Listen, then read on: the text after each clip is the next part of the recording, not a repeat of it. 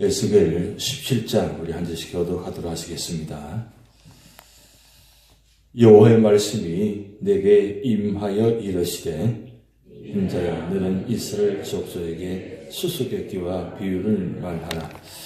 여호와께서 이같이 말씀하여 이르시되 색깔이 화려하고 날개가 크고 깃이 길고 털이 숱한 큰 독수리가 레바논에 이르러 백향목 높은 가지를 꺾되 그 연한 가지 끝을 꺾어가지고 장사하는 땅에 이르러 상인의 성읍에 두고 또 그 땅에 종자를 꺾어 옥토에 심되 수양부들 가지처럼 큰 물가에 심더니 그것이 자라며 퍼져서 높지 아니한 포도나무 곧 굵은 가지와 가는 가지가 난 포도나무가 되어 그 가지는 독수리를 향하였고 그 뿌리는 독수리 아래에 있었더라. 또 날개가 크고 털이 많은 큰 독수리 하나가 있었는데 그 포도나무가 이 독수리에게 물을 받으려고 그 심어진 두둑에서 그를 향하여 뿌리가 뻗고 가지가 퍼졌도다. 그 포도나무를 큰 물가 옥토에 심은 것은 가지를 내고 열매를 맺어서 아름다운 포도나무를 이루게 하려 하였습니다. 너는 이르기를 주 여호와의 말씀에 그 나무가 능히 번성하겠느냐? 이 독수리가 어찌 그 뿌리를 빼고 열매를 따며 그 나무가 시들게 하지 아니하겠으며 그 연한 잎사귀가 마르게 하지 아니하겠느냐? 많은 백성이나 강한 팔이 아니라도 그 뿌리를 뽑으리라. 볼지어다 그것이 심어졌으나 번성하겠느냐? 동풍에 부딪힐 때에 아주 마르지 아니하겠느냐? 그 자라던 두둑에서 마르리라 하셨다 하라. 여호와의 말씀이 또 내게 임하여 이르시되 너는 반역하는 족속에게 묻기를 너희가 이 비유를 깨닫지 못하겠느냐 하고 그들에게 말하기를 바벨 왕이 예루살렘에 이르러 왕과 고관을 사로잡아 바벨은 자기에게로 끌어가고 그 왕족 중에서 하나를 택하여 언약을 세우고 그에게 맹세하게 하고 또 그 땅에 능한 자들을 옮겨갔나니 이런 나라를 낮추어 스스로 서지 못하고 그 언약을 지켜야 능히 서게 하려 하였음이거늘 그가 사절을 애굽에 보내 말과 군대를 구함으로 바벨 왕을 배반하였으니 형통하겠느냐? 이런 일을 행한 자가 피하겠느냐? 언약을 배반하고야 피하겠느냐? 주 여호와의 말씀이니라. 내가 나의 삶을 두고 맹세하노니 바벨 왕이 그를 왕으로 세웠거늘 그가 맹세를 저버리고 언약을 배반하였은즉 그 왕이 거주하는 곳 바벨론에서 왕과 함께 있다가 죽을 것이라. 대적이 토성을 쌓고 사다리를 세우고 많은 사람을 멸절하려 할 때에 바로가 그 큰 군대와 많은 무리로도 그 전쟁에 그를 도와주지 못하리라. 그가 이미 손을 내밀어 언약하였거늘 너희 면사에 없인 여겨 언약을 배반하고 이 모든 일을 행하였으니 피하지 못하리라.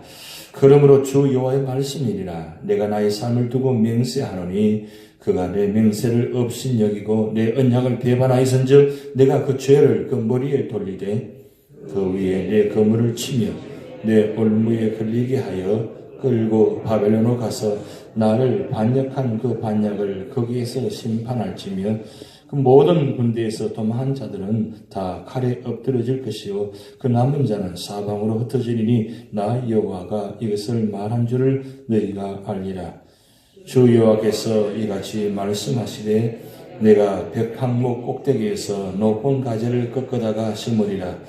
내가 그 높은 세 가지 끝에서 연한 가지를 꺾어 높고 우뚱소뚱 산에 심되 이스라엘 높은 산에 심으리니 그 가지가 무성하고 열매를 맺어서 아름다운 백향목이 될 것이요 각종 새가 그 아래에 깃들이며 그 가지 그늘에 살리라. 들의 모든 나무가 나 여호와는 높은 나무를 낮추고 낮은 나무를 높이며 푸른 나무를 말리고 마른 나무를 무성하게 한 줄 알리라.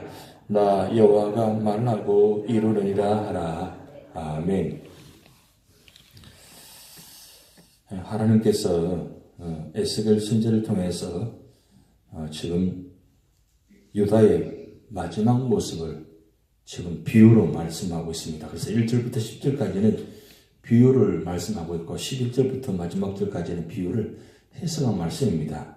오늘 1절부터 10절까지 말씀 보면 두 독수리와 두 나무 이야기입니다. 첫 번째 독수리는 오늘 3절 말씀 보면 색깔이 화려하고 날개가 크고 깃이 길고 털이 숱한 큰 독수리라 그랬어요.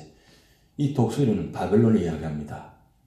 워낙 강대하고 그 다음 굉장히 위험이 있고 그리고 굉장히 아름답기 때문에 이 바벨론 이야기를 비유적으로 큰 독수리라 이야기합니다. 사실은 새 중에 가장 큰 새가 바로 독수리잖아요. 그때 당시에 가장 큰 새의 비유가 바로 바벨론 이야기합니다. 바벨론인데 이 바벨론이 바로 레바논이라는 벽항목 높은 가지를 끄대라고 했어요. 이 레바논은 예루살렘을 지칭하는데 또한 나무를 이야기합니다. 벽향목 높은 가지를 끄대. 이 벽향목은 남유다를 상징합니다. 큰 독수리가 이 벽향목 나무를 꺾는다. 그 말입니다. 그리고 4절 말씀 보면 그 연한 가지 끝을 꺾어가지고 이 연한 가지 끝은 19대 왕인 여호야킨 왕을 이야기합니다. 여호야킨 왕을 꺾어가지고 꺾는다는 것은 이제 포로로 잡아가지고 장사하는 땅에 이르러 이 말은 장사하는 땅은 바벨론 땅을 말합니다. 그러니까 이 여호야킨 왕을 포로로 잡아서 바벨론 땅에 옮겨갔다. 그렇게 이야기한 뜻입니다. 그리고 5절 말씀은 또 그 땅에 종작을 꺾어 옥토에 심때라고 합니다. 이 종작의 끝은 바로 20대 왕, 마지막 왕, 시드기야 왕을 상징합니다. 그런데 이렇게 하나님께서 이 남유다를 바벨을 통해서 사실은 완전히 꺾어버린 것이 아니라 태워버린 것이 아니라 바벨론 땅으로 옮겨갔다고 합니다. 이 19대 왕은 여호야긴 왕은 3개월밖에 통치를 못하고 바벨론에 사로잡혀가게 됩니다. 근데 이 19대 왕 여호야긴 왕은 결국 나중에 비유적으로 해석을 마지막 해석을 보면 이 큰 벽향목이 된다고 합니다. 왜냐하면 이 벽향목은 끝까지 세워지는 것인데 비록 바벨론 땅에 그가 사로잡혀가서 결국 돌아오지 못하는 왕이 됩니다. 그렇지만 이 여호야긴 왕 후손인 한 사람의 스룹바벨이 1차 포로 기환 때 그가 돌아와서 남유다를 세웁니다. 그게 바로 벽향목을 세워서 결국 나중에 그를 이스라엘의 큰 나무로 만들어 주신다. 그 말씀을 비유적으로 해석해 놓은 겁니다. 그런데 10절 말씀 보면 또 날개가 크고 털이 많은 큰 독수리가 하나가 있었는데 이 말씀은 이 독수리는 애굽을 상징합니다. 이 바벨론 독수리와 애굽의 독수리 차이점이 있죠. 바벨론 독수리는 굉장히 색깔이 화려하고 날개가 크고 깃이 길고 했는데 오늘 7절 말씀 보면 날개는 크긴 크는데 털이 많긴 하지만 바벨론처럼 화려하지는 못하는 겁니다. 그런데 왜 지금 이 7절 말씀에 애굽을 이야기하느냐? 이 마지막 20대 왕이 시드기야 왕의 하나님께서 이 바벨론을 통해서 세웠는데 바벨론을 의지하지 않고 바벨론을 배신하고 애굽을 의지합니다. 벽향목으로 크게 세운 나무가 결국 포도나무로 변신해 버렸습니다. 벽향목과 포도나무가 비유가 되나요? 물론 포도나무는 열매가 많이 맺히니까 아름답습니다.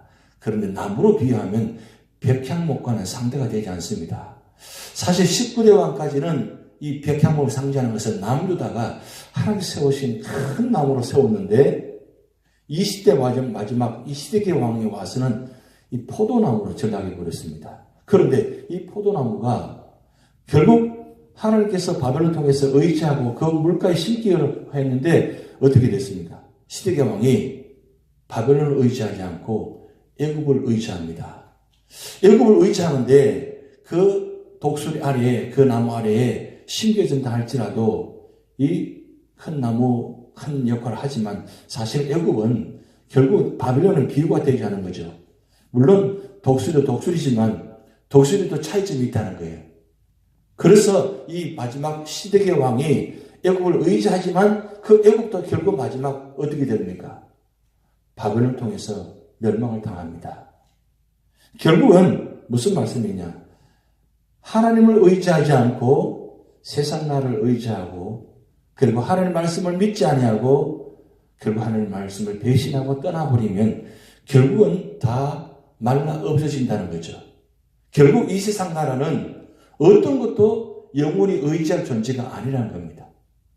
그런데 한 가지 중요한 해석은 마지막 하나님께서 이렇게 19대 왕, 20대 왕 하나님을 의지하지 않고 결국은 하나님을 떠났지만 하나님은 약속한 나라는 끝까지 세우신다는 그 말씀을 의지함으로 마지막 22절, 24절까지 결국 어떻게 하느냐? 하나님은 회복시켜 주신다는 거죠. 왜? 믿음의 사람 남은 자를 통해서 하나님은 마지막을 세워서 백향목 큰 나무로 높은 산에 심겠다고 말씀했습니다. 그래서 23절 말씀 보면 이스라엘 높은 산에 심으리니 그 가지가 무성하고 열매를 맺어서 아름다운 백향목이 될 것이요. 그랬어요. 결국 하나님께서 심으시고 하나님께서 축복하시면 결국 그 나무는 번성한다는 거죠. 결국 우리가 우리 삶의 자리에 어디에 심겨져 있느냐, 어디에 심어져야만 결국 무성한 나무가 될 수 있느냐, 어디에 축복을 받아야 결국 진정한 축복이 될 수 있느냐, 그 말씀을 오늘 이 두 나무 이야기를 비유를 통해서 말씀합니다. 요한계시록 22장에는 1절부터 3절까지 아주 중요한 말씀이 나타나는데 그게 생명나무의 열매가 이야기합니다. 물가에 심겨진 나무, 하늘의 성소로부터 하늘부터 보좌로부터 흘러내리는 그 물가에 심겨진 나무가 결국 달마다 12가지 열매를 맺힌다는 말씀했어요. 결국 우리는 어디에 심겨져야 되느냐? 바로 하나님의 물가에 심겨져야 돼요. 결국 교회에 심겨져야 됩니다.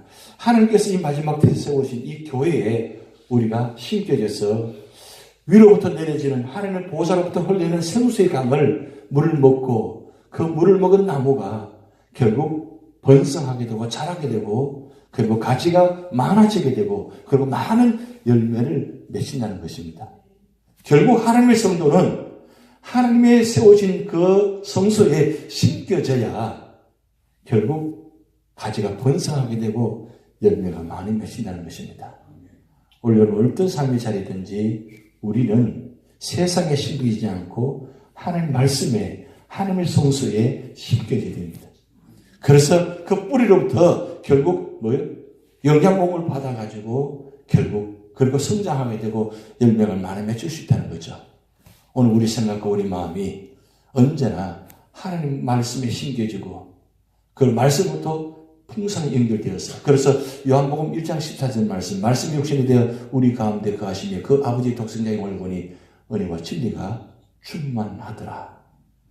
결국 우리 삶의 자리는 하나님 말씀 대신 예수님께 심겨져야만 그 예수님을 통해서 연결되어질 때에 우리 삶의 자리가 은혜와 진리가 풍성합니다.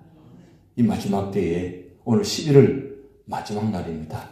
다시는 돌아오지 않는 날 11월 마지막 날.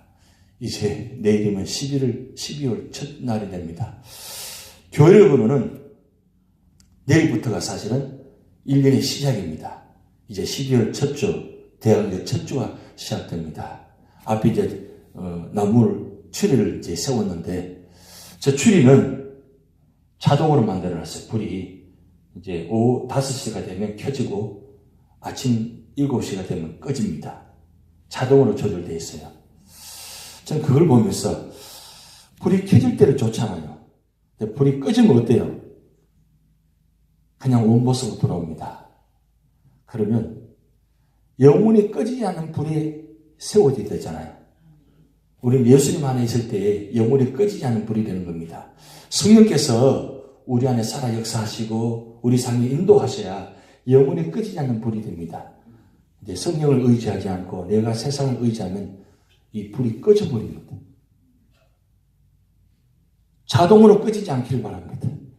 수동으로도 불을 켜서 그리고 불이 연결되어 켜져 있어야 돼요. 그러면 하나님께서 우리를 자동으로 만들어 놓으셨는데 그 자동을 꺾어버리고 꺼져버리고 빼버리고 전원을 뻗어버리면 결국 자동이 없어지잖아요. 뭔가 자꾸 수동으로 하기 힘들잖아요. 근데 성령이 내 안에 계시면 결국 어떻게 돼요? 자동이 되어집니다.